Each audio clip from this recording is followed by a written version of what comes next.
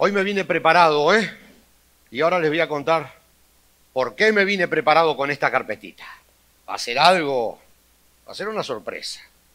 Va a ser una sorpresa. Saben que estamos ya con el capítulo 12 del Evangelio de Juan. Es lo que venimos estudiando el Evangelio de Juan ya hace muchos domingos. Y a medida que nos vamos internando en el Evangelio de Juan, hay tanta enseñanza que sacamos de todas estas experiencias que vivía el Señor Jesús y que de alguna manera lograba que queden para nosotros en la Biblia. El Espíritu Santo iba guiando a cada escritor de estos evangelios, de estos 4 evangelios, para que nosotros podamos tener fresca toda esa enseñanza que Jesús impartía cada vez que se reunía con la gente, cada vez que hablaba. Y este capítulo 12 es fundamental porque comienza explicándonos que hay distintos puntos de vista. Y es la serie, así se llama, punto de vista, puntos de vista. Porque en la vida, de acuerdo a cómo nosotros miramos, entendemos. Si miramos de un lado, vemos una cosa. Si miramos del otro lado, posiblemente veamos, tal vez no muy distinto, pero sí algo distinto. Y ese punto de vista va a generar que nosotros tomemos decisiones en la vida basados en ese punto de vista.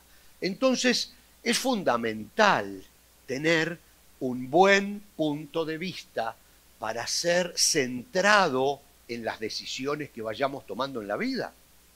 Porque cuando tenemos un buen punto de vista, tenemos muchas más posibilidades de tomar decisiones correctas. Si lo estamos mirando del lado incorrecto, nuestras decisiones tienen muchas posibilidades de ser incorrectas. Y todos los puntos de vista pueden ser válidos e importantes y nosotros tenemos que tratar de identificar cuál es el punto de vista de Dios, qué es el punto de vista perfecto. Fíjense que para una hormiga, nosotros somos gigantes. Gigantes. Para nosotros la hormiga es chiquitita. Y para una pulga, la hormiga es gigante. Así que todo siempre va a depender del punto de vista. Y hoy vamos a tomar examen. El secreto de esta carpetita es un examen. ¿Ustedes se acuerdan cuando íbamos a la escuela? Bueno, no sé si en el país de ustedes, pero en nuestro país se daba mucho eso, que llegaba el profesor y decía, señores, saquen una hoja. Hoy hay examen sorpresa. ¿Alguna vez lo vivieron eso? ¿Sí? ¿En todos los países era igual? Así que los profesores estaban cortados con la misma tijera. Bueno, hoy vamos a hacer un examen sorpresa. Pero antes de hacer el examen sorpresa, quiero que miren esta placa donde nosotros vamos a ver un pequeño dibujo. Si Mónica me hace el favor de poner, miren, vamos a hacer, los que están en este lado, ¿qué número están viendo? Y los que están en este lado, ¿qué número están viendo? ¿Pero qué número es entonces? ¿Es el 6 o es el 9? Tenemos que ver cuál es el verdadero, porque cuando nosotros hagamos una suma, hagamos una multiplicación, hagamos una división, tomemos una decisión, ver un 6 nos va a dar un resultado y ver un 9 nos va a dar otro resultado distinto al que les dio a ellos. Porque el punto de vista hace la diferencia. Entonces ahora va el examen. Miren, yo quería tener una hojita para cada uno de ustedes, pero como se iba a complicar mucho, yo voy a sacar una hoja. Se las voy a mostrar y quiero que ustedes piensen en lo que están viendo o lo que van a ver en esta hoja que yo les voy a mostrar y piensen en algo que les hace acordar lo que ustedes están viendo. si tuvieran que hacer una redacción, si tuvieran que poner un par de frases escribiéndolas en esta hoja, ¿qué frases pondrían basadas en lo que van a ver? Basadas en lo que van a ver. Entonces, aquí está la hoja. Aquí está la hoja. Yo quiero que la miren de este lado y piensen en qué pondrían si tuvieran que hacer una redacción basada en lo que están viendo. Y ahora, ustedes veían el 6, ¿verdad? Que ustedes puedan ver esta hoja y piensen unos segundos en qué pondrían si tuvieran que hacer una redacción. Si este profesor hoy sacara una hoja y les dijera, señores, den vuelta a la hoja, miren lo que en ella hay y escriban lo que sienten. ¿Qué ustedes pondrían? Ese profesor hizo la prueba con sus alumnos. Entonces sacó la hoja y les dijo a los alumnos, ahora volteen la hoja, y cuando la voltearon vieron ese punto allí y le dijeron, ok, y todos se sorprendieron. Y entonces el profesor les dijo, ok, ahora escriban, hagan una redacción en base a lo que están viendo. Y todos los alumnos escribieron. Luego el profesor tomó las hojas de todos, las trajo al frente y comenzó a leer lo que todos habían escrito, basados en lo que habían visto. ¿Usted se acuerda lo que pensó, no es cierto? Bueno, aquellos alumnos comenzaron a explicar el punto negro desde distintos ángulos. Empezaron a hablar de cómo ese punto negro influía en sus vidas, de cómo ese punto negro había cambiado todo el contexto. Y cada uno lo expresó de distintas maneras, pero todos esos alumnos, y me imagino que todos ustedes, hablaron, pensaron y escribieron acerca del punto negro, pero nadie escribió de la hoja blanca. ¿Me equivoco? ¿O todos pensaron en el punto negro? Pero el punto negro es solo un puntito que no ocupa ni un 3% de la hoja blanca. Pero sin embargo, todos nosotros nos inclinamos a mirar el único punto negro chiquitito que hay en la hoja blanca, porque estamos acostumbrados a centrarnos en los problemas, en los errores, en las cosas que no fueron buenas, y nos olvidamos de que toda la hoja está blanca. Y pasamos por alto toda la hoja blanca por un miserable y chiquitito puntito negro que hay, por una situación puntual que tenemos en la vida, nos olvidamos de toda la hoja blanca. Y esa fue la lección de vida que ese profesor le dio a sus alumnos en esa clase, en ese examen sorpresa. Hay una hoja blanca y no tenemos por qué centrar toda nuestra atención en el único punto negro que tiene esa hoja blanca. Y en este capítulo 12 del Evangelio según San Juan, el Señor Jesús quiere que nosotros descubramos que nuestra vida no es un punto negro, es una hoja blanca. Y entonces permite, a través del Espíritu Santo, que en la Biblia haya una historia que nos explique los distintos puntos de vista y cómo alejarnos de esos puntos negros que enfocan toda nuestra atención en la vida y nos ciegan de ver el resto de la hoja blanca. Resulta que el Señor Jesús, muy poquitos días antes de su crucifixión, era la celebración de las Pascuas, la fiesta judía que recordaba la salida de Egipto, y estaba llegando él caminando con sus discípulos rumbo a Jerusalén, donde todos los israelitas llegaban para la celebración de la semana de las Pascuas, y recordando aquella fiesta de cuando salieron de Egipto. Y él llegaba caminando y decide el Señor Jesús parar un pequeño pueblo, Betania, donde vivía su amigo Lázaro, que él mismo había resucitado hacía unos días atrás. ¿Recuerdan la historia de Lázaro, que también se predicó aquí? Ese, sal fuera Lázaro, y salió todo atadito así.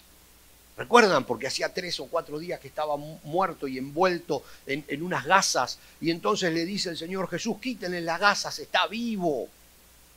Y ese hombre, Lázaro, tenía 2 hermanas, una se llamaba María y la otra Marta. Hemos hablado de ellas y de esta familia un montón de tiempo. Eran amigos de Jesús, amigos íntimos de Jesús. Por eso las hermanas lo mandan llamar a Jesús cuando Lázaro está enfermo. Y cuando Jesús llega, Lázaro ya se había muerto. Sin embargo, le dicen, no te preocupes, Marta, María, no se preocupen. No se preocupen, él está vivo, él solo duerme, lo voy a levantar. Y lo levantó. Y luego se fue, y ahora regresaba camino a Jerusalén y decide pasar.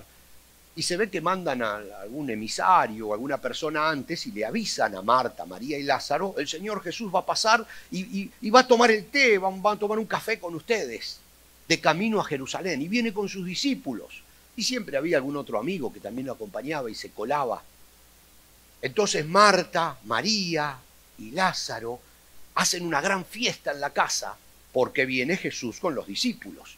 Entonces llega usted, imagínense la escena, una sala grande, muchos almohadones en el piso, mucha comida, en unas mantas en el piso como alfombras. Entonces llega Jesús con todos sus discípulos y algún que otro colado, como les digo, que siempre había, y se sentaron todos alrededor de la mesa con los platos en el piso y sentados así en el piso, recostados en los almohadones. ¿Se imaginan la escena? Y entonces están todos allí. Y sucede algo sumamente importante que lo vamos a leer en la Biblia y luego lo vamos a analizar de distintos puntos de vista. Así que acompáñenme en la lectura. Vamos a comenzar con los primeros 7 versículos del capítulo 12 de Juan y lo vamos a leer rápido porque tenemos bastantes cosas para leer y ya estoy hablando rápido porque veo que se me va el tiempo y tengo tantas cosas que quiero compartir con ustedes. Pero bueno, primero vamos a leer lo que dice Juan, porque estamos estudiando a Juan. Dice Juan 12, del 1 al 7, dice, 6 días antes de que comenzara la celebración de la Pascua, lo tenemos para seguirnos en pantalla, 6 días antes de que comenzara la celebración de la Pascua, Jesús llega a Betania, a la casa de Lázaro, el hombre a quien él había resucitado. Prepararon una cena en honor de Jesús, dice la Biblia. Marta servía y Lázaro estaba entre los que comían con él. Entonces María tomó un frasco de casi medio litro de un costoso perfume preparado con esencias de nardo, le ungió los pies a Jesús y los secó con sus propios cabellos. La casa se llenó de la fragancia del perfume. Medio litro de un costoso perfume, una esencia. Sin embargo, continúa diciendo la Biblia, continúa relatando Juan, Judas Iscariote, el discípulo que pronto lo traicionaría, dijo, ese perfume valía el salario de un año. Hubiera sido mejor venderlo y dar el dinero a los pobres. Ahora, dice la Biblia, no es que Judas le importaban mucho los pobres, en verdad era un ladrón. Y como estaba a cargo del dinero de los discípulos, a menudo robaba una parte para él. Y Jesús le respondió a Judas, déjala en paz. Esto lo hizo en preparación para mi entierro. Miren esta escena, qué interesante. Pero primero tenemos que ver algo. La respuesta de Jesús, ese punto de vista de Dios que es muy difícil que nosotros podamos 100% verlo como lo ve Él, porque Dios ve mucho más allá de nuestros caminos. Nosotros estamos limitados, por eso muchas veces tenemos que aceptar lo que Él ve en fe, porque es muy difícil para nosotros ver todo lo que Dios ve, pero sí podemos estar en línea, eso es lo que vamos a aprender hoy. Jesús le dice, Judas, déjala en paz a esta mujer, ella me está preparando. Ni Marta, ni María, ni Lázaro, ni Judas sabía que iba a morir Jesús la próxima semana, pero Jesús sí lo sabía. Y entonces estaba diciendo, es un anticipo de lo que va a ser mi entierro, me está preparando. ¿Saben por qué? Porque cuando un israelita moría, se lo limpiaba, se lo bañaba con perfume, y se lo envolvía en gasas para su entierro. El entierro era en una cueva, no era en la tierra, era en una cueva. Entonces lo ponían sobre una roca, todo bañado en perfume, lo perfumaban y lo envolvían en una gasa. Y allí quedaba. Entonces, él dijo, me está preparando para el entierro. Nadie entendió nada, por supuesto, porque Jesús estaba anticipando. Ahora, era sumamente importante y tenemos que entender este detalle. Las mujeres judías llevaban colgado del cuello un frasquito pequeño donde guardaban perfume. El perfume era algo así como las carteras de hoy en día, ¿no? Que las mujeres se desesperaban por tener esa última cartera. Era algo importante tener ese frasquito colgando con el perfume. Y las mujeres judías ahorraban toda su vida en perfume. Sus ahorros estaban en perfume.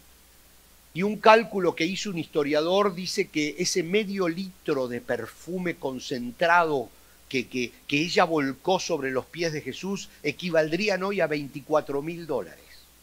Eran los ahorros de toda su vida. Y ella los volcó allí. Entonces, tenemos que entender que las mujeres eran algo así como adictas al perfume en esa época.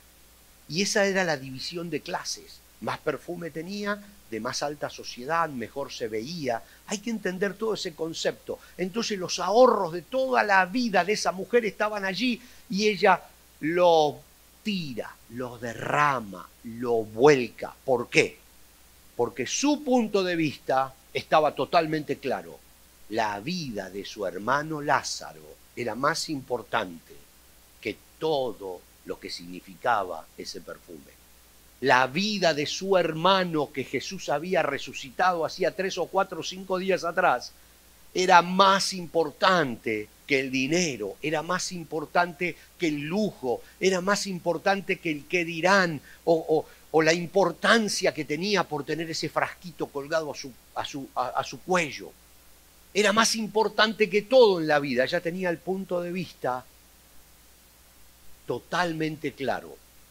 La vida de mi hermano es más importante que el dinero, es más importante que todo lo que puede haber, es más importante que todos mis ahorros, es la vida de mi hermano. Y sintió expresarlo de esa manera. Y miren, Marcos, que era otro de los discípulos que estaba allí en el grupo y que estaba sentado en uno de esos almohadones allí, él ve las cosas y las relata de esta manera. Marcos capítulo 14, vamos a leer el 9 y el 10.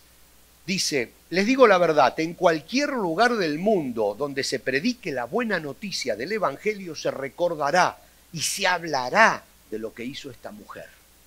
Y estaba refiriéndose a lo que dijo Jesús, de que en todo el mundo se hablará del acto de derramar el perfume en sus pies.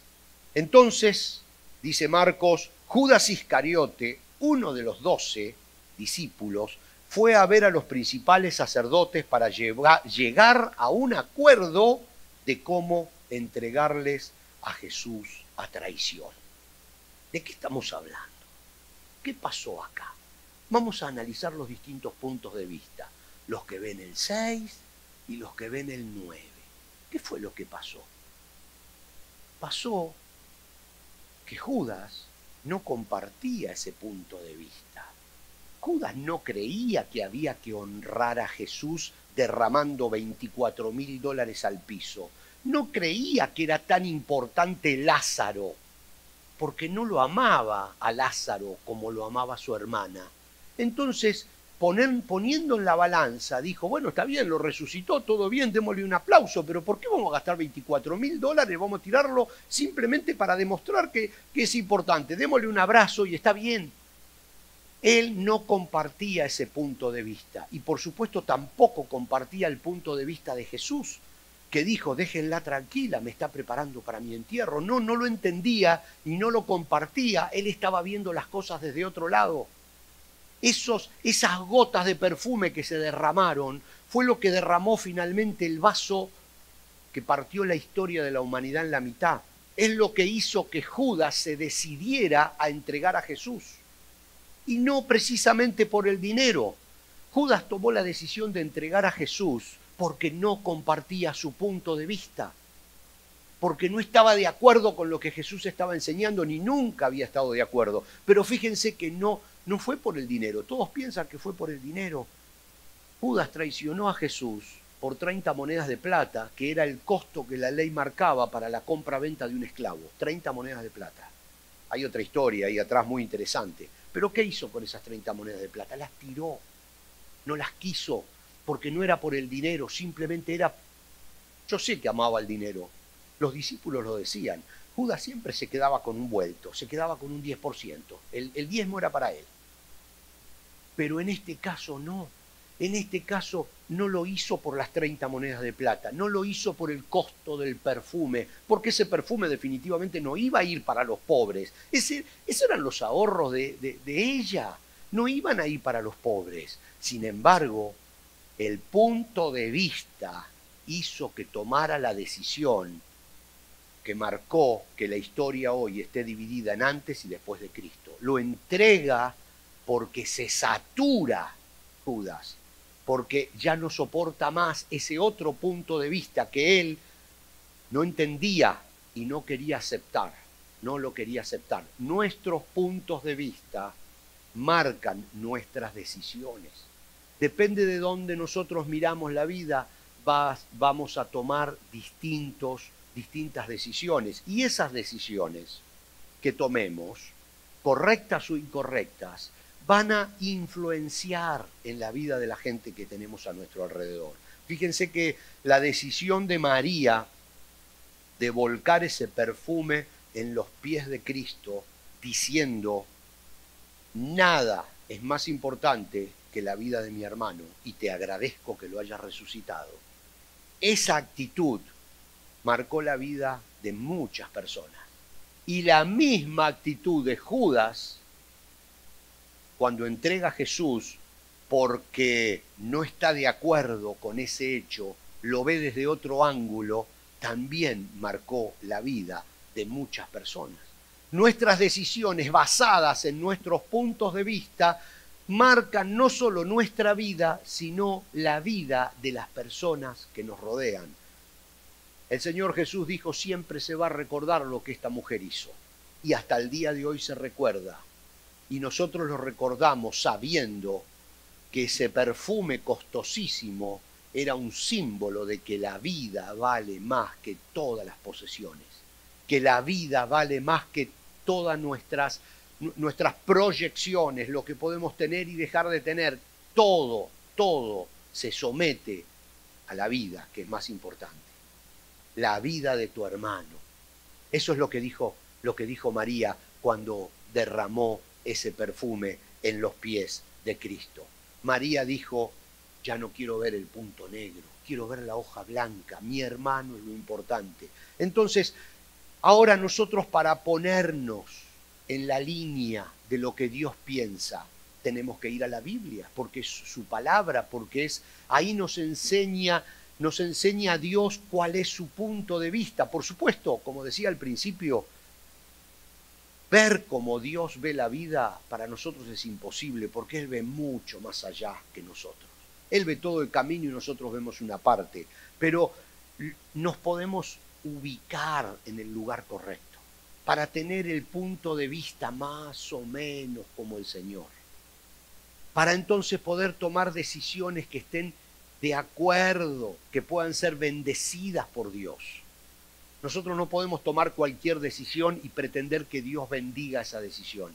Dios va a bendecir nuestros pasos cuando estemos caminando en la dirección correcta. Y entonces, ¿cuál es la dirección correcta? Desde el Antiguo al Nuevo Testamento hay una sola dirección correcta. Y si me permiten, yo les quiero leer ahora la misma idea de dirección correcta en el Antiguo Testamento y en el Nuevo Testamento. Y para eso, si ustedes me permiten, vamos a leer en Deuteronomio capítulo 6, 3 versículos, 5, 6, 7 y 8, 4 versículos, que creo también los tenemos en la pantalla. Deuteronomio 6, 5 al 8 dice, y esto es un mandamiento, ama al Señor tu Dios con todo tu corazón, con toda tu alma y con todas tus fuerzas. Debes comprometerte con todo tu ser a cumplir cada uno de estos mandatos que hoy te entrego.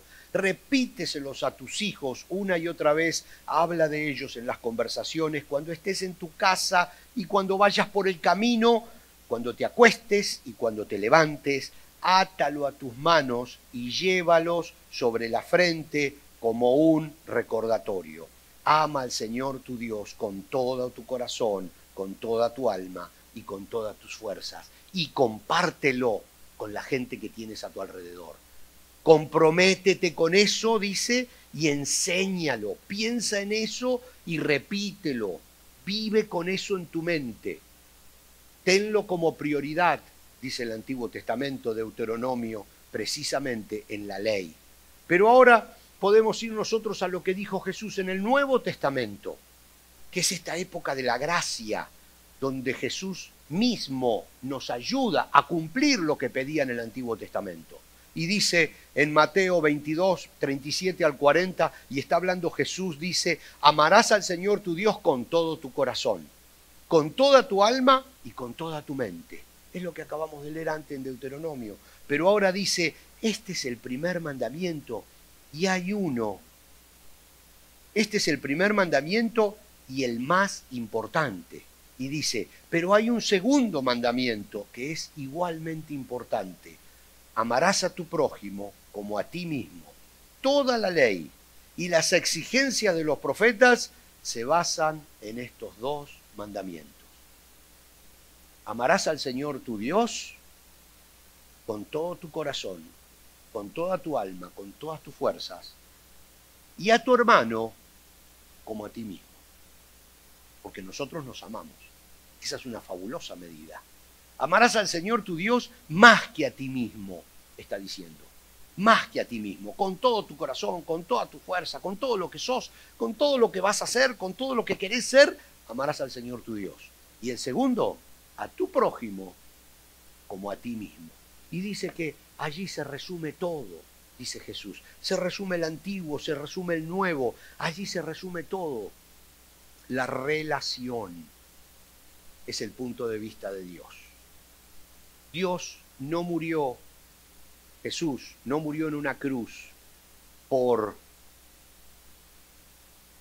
el dinero, no murió para que lo tengamos, no murió para que no lo tengamos, no murió por nuestra alegría ni por nuestro gozo, no murió por cosas, murió por personas, lisa y llanamente, con todo lo que eso involucra. Murió por ti, murió por tu hermano, murió por mí, murió por mi hermano. Allí es donde todo se está centrando, en las relaciones. Es el punto de vista de Dios. Dios no mira lo que tenemos o lo que dejamos de tener. Nos mira a nosotros del lado de adentro. Nos mira sin nada. Y dice, amarás al Señor tu Dios por sobre todas las cosas, a tu hermano como a ti mismo, y ese es mi punto de vista. Por eso, María no sabía cuál era el punto de vista de Dios, pero amó a su hermano más allá de todo lo que tenía. Y tiró ese medio litro de perfume, dando un ejemplo, diciendo, te agradezco, Jesús, por haber resucitado a lo más importante que yo tenía en mi vida, que era mi hermano. Se ubicó en el lugar correcto y vio el número correcto. Y vio la hoja blanca en lugar de mirar el punto. Porque cualquiera podría haber mirado el punto y decir, me quedo con mis $24.000 en perfume, le doy las gracias a Jesús, Lázaro ya está vivo, ¿cuál es el problema? ¿No es cierto? Le doy las gracias, todo bien, pero ella dejó un símbolo. Y por eso Jesús dijo, en todos lados, cuando se predique el Evangelio, se va a recordar que esta mujer entregó todo en agradecimiento. No lo entregó para que Jesús lo resucite a Lázaro, que eso es distinto. Eso es distinto. Cuando uno dice, yo lo que voy a hacer es un sacrificio para que Dios me dé algo. No, eso no fue lo que hizo María. María se lo dio en agradecimiento cuando Jesús ya lo había hecho, que es totalmente distinto. No lo fue a presionar a Jesús, a decirle, te doy mi frasco de perfume si resucitas a Lázaro. No hizo eso. Eso no estaba bien. Jesús resucitó a Lázaro. Ella creyó, su hermana creyó, Resucitaron a Lázaro, Dios lo mostró y ahora nosotros tenemos una enseñanza en esa resurrección.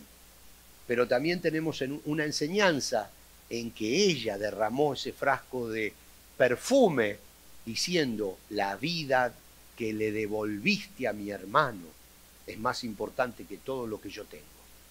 Y ese es el punto, ese es el punto. El grupo, la amistad, la relación, tu hermano, tú y tu hermano. Por eso nosotros aquí, en esta iglesia, estamos tratando de enfocarnos de manera correcta. Lo que nosotros queremos es, con los pastores Andrés y Miguel, armar un equipo, ser amigos. Queremos que la banda sean amigos, no sean simplemente compañeros que tocan juntos el domingo a la mañana, que sean amigos.